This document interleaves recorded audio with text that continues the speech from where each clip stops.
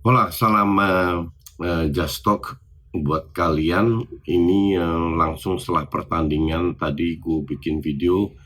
Seperti kalian tahu kemarin gue nggak bikin karena gue tunggu hari ini, maka dari kita rangkum dulu. Kemarin itu dimulai dengan Atletico Madrid lawan Club Brugge.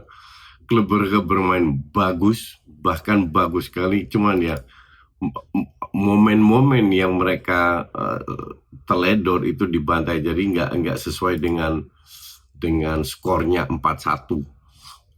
I mean expected goalnya 2,1 ATM, lebih ke 1,7.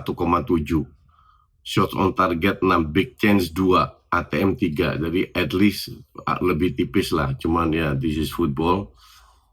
ATM lebih efektif. Jadi ATM lolos sebenarnya bisa diprediksi juga karena ATM lolos.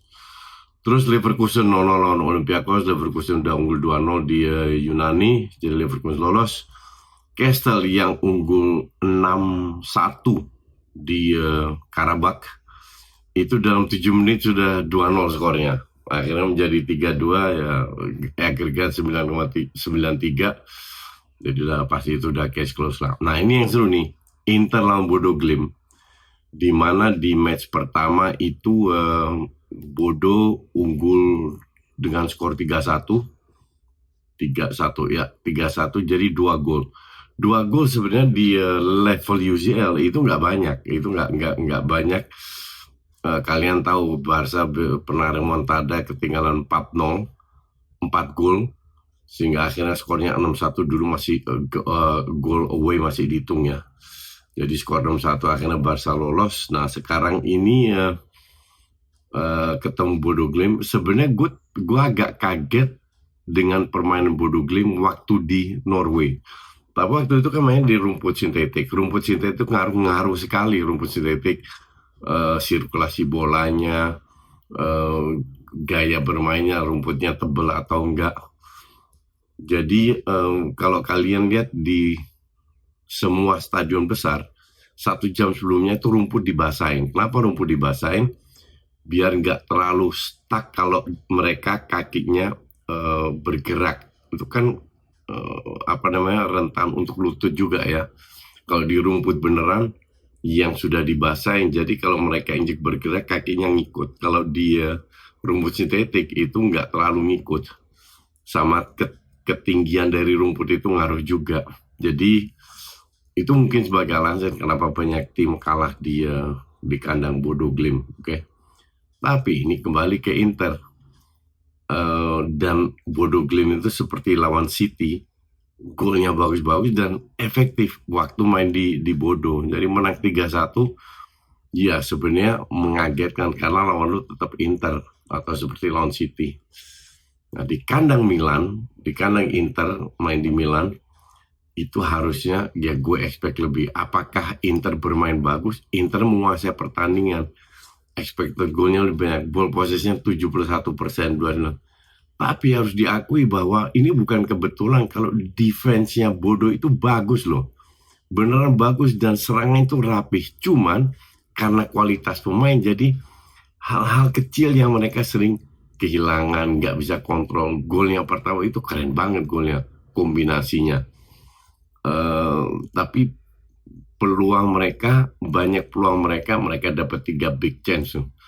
Banyak peluang mereka yang gak terjadi gol karena kualitas pemainnya. Kualitas pemainnya memang dimiliki oleh Inter, cuman satu hal jangan lupa, Inter itu nggak ada si Lautaro, ngaruh banget. Nggak ada Calhanoglu, ngaruh banget. Nggak ada Dumfries, ngaruh banget. Walaupun Dumfries masuk di menit 81. Jadi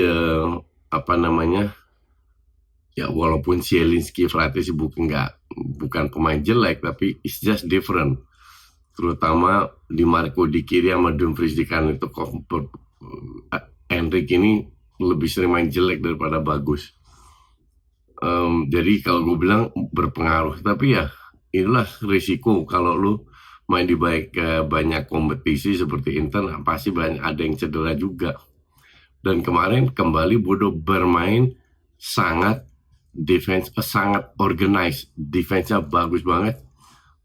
efektif dan efisien, sehingga ini agak mengejutkan sebenarnya sih kalau mereka bisa menang dengan skor 2-1 di Inter dan akhirnya Bodo lolos. Ya, bodoh, namanya bodoh, emang Bodo Glimt. Jadi nama tim lo apa kalau kalahnya lawan Bodo? Oke, kita ke kemarin hari ini pagi di posting, jadi ke beberapa jam yang lalu, bukan kemarin ya, beberapa jam lalu. Dari jam 11 itu Atalanta main. Atalanta lawan Dortmund. Jelas sekali Atalanta lebih bagus. Belum apa-apa udah babak pertama unggul 2-0. Dortmund itu nyaris nggak ada kesempatan di babak pertama. Di babak kedua, setelah Atalanta unggul 3-0, baru mereka bermain. Karena skor 3-0, Atalanta yang lolos, bukan 3-0 Atalanta yang lolos. Baru setelah itu Dortmund tampil lebih agresif dan menghasilkan di menit 75.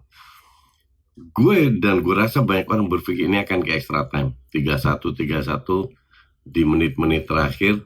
Kedua tim nggak mau ambil risiko, menyerangnya nggak mau terlalu banyak pemain. Diserangnya mereka punya banyak pemain untuk bertahan sambil menunggu extra time. Dan kejadian dong, kipernya Dortmund bikin blunder passing ke lawan Atalanta, sehingga bolanya scrimmage kena kepalanya salah satu pemain yang ya sebenarnya Ben Sebaini yang kena kartu merah ini. Sebenarnya dia bukan salah dia, dalam arti dia nggak sengaja, dia nggak ngelihat bolanya, dia asal ambil, kebetulan kepalanya pemain Inter ada di situ, kartu merah dan penalti. Yang salah itu, gue bilang itu benar-benar kipernya. Bodoh, lu tinggal berapa menit, berapa detik, bahkan satu menit mungkin lu tinggal buang bolanya ke depan. Ngapain masa ambil risiko di belakang? Aduh, bener-bener blundernya Dortmund nggak layak. Walaupun main jelek tapi nggak layak, nggak lolos juga. But this is football. Penalti menit 98 sama Cic masuk, Atalanta lolos dengan skor 4-1. Atalanta lebih agresif, that for sure. Gue nggak ngerti karena Dortmund ini sangat tidak konsisten musim ini. Kita ke PSG Monaco, skor 2-2, di mana PSG sudah unggul 1-0 di sana, dan Monaco main keren. Kembali lagi Monaco kena kartu merah seperti di match pertama. Tapi PSG sekarang kan beda banget sama PSG musim lalu. Terutama nggak ada Donnarumma, untuk gue bilang ngaruh banget. Akhirnya 2-2 PSG lolos. Real Madrid ini unggul 1-0 dari match away. Di babak pertama itu lebih agresif, lebih mendominasi Benfica. Mungkin ball possession sedikit lebih unggul Madrid, tapi definitely kelihatan bahwa Benfica ini pengen main, pengen menang. Dan surprisingly menurut gue, mereka itu bagus menyerang. Gue kalau ketemu timnya Mourinho, gue pikir aduh, bermain kayak apa lagi nih, karena ekspektasi gue udah buruk aja. Cuman Benfica ini main very nice football, banyak kombinasi, mereka bisa create peluang gak hanya dari skill individu bola mati, tapi open play. Jadi bisa dibilang Madrid cukup kesulitan. Akhirnya mereka cetak gol pertama, Rafa Silva menit 14, 2 menit kemudian shootingan yang finishingnya sih keren banget dari Tchouaméni, masuk lini dari sayap, cutback, pakai kaki dalam, diincar tiang kedua, tiang kanan, akhirnya dapat 1-1 is not enough. Benfica harus ambil risiko sampai Vinicius dapat counter ya, jadi 2-1, dua kali menang, jadi agregat 3-1, 1-0 dan 2-1. Yang kalau dari sisi permainan jujur gue salut sama Benfica.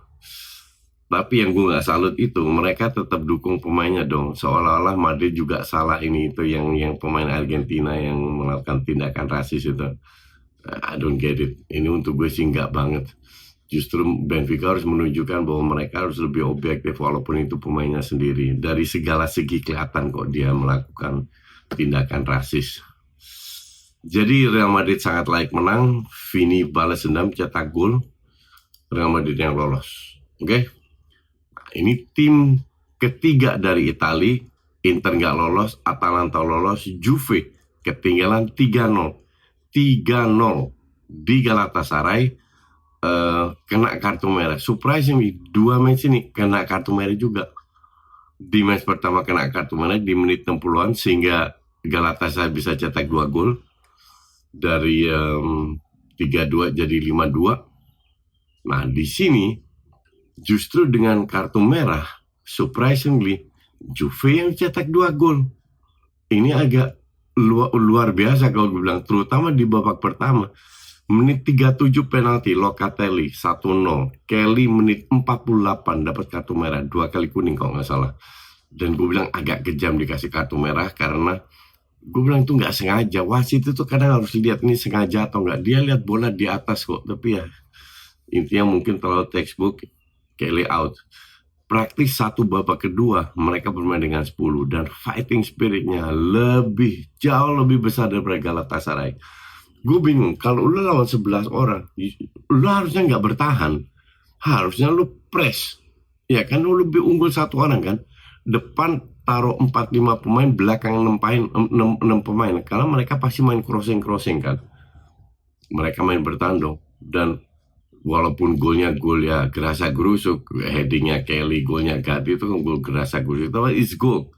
Dan lu bisa dengan 10 orang lu bisa cetak gol lawan Galatasaray, itu luar biasa. Gue salut dengan fighting spiritnya Juve, itu patut dipuji dan patut dicontoh oleh klub-klub lain, terutama Arsenal, dimana kalau unggul 1-0 udah main parkir bis, lawan 10 orang panik.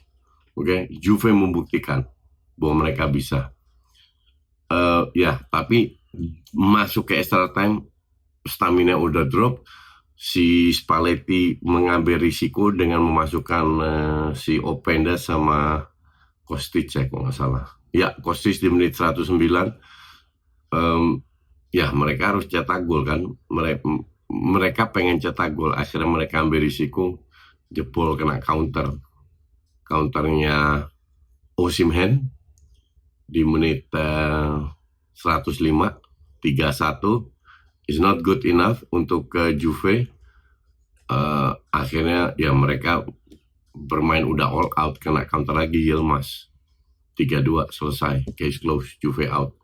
Cuman gue rasa Juve, bukannya gue yakin pemain Juve keluar lapangan dengan tegak kepala. Mereka sudah memberikan segalanya, kurang beruntung. Dan Sue 2 kali kena kartu merah. Artinya ya this is the price you have to pay. Sama kayak kipernya Dortmund tadi tuh bikin blunder sampai mereka out. Klubnya kehilangan puluhan juta euro gara-gara tindakan yang tolol dari kiper itu. Sekarang risiko yang diambil oleh Spalletti tidak membuahkan hasil. Tapi gue rasa fans Juve cukup bangga dengan dengan performa Juve malam ini. Sehingga Galatasaray yang lolos. Ya, kita lihat drawingnya malam ini jam 6, artinya jam 12 di waktu waktu Indonesia Barat. Drawingnya seperti apa? Oke, itu aja dulu. Thanks for watching.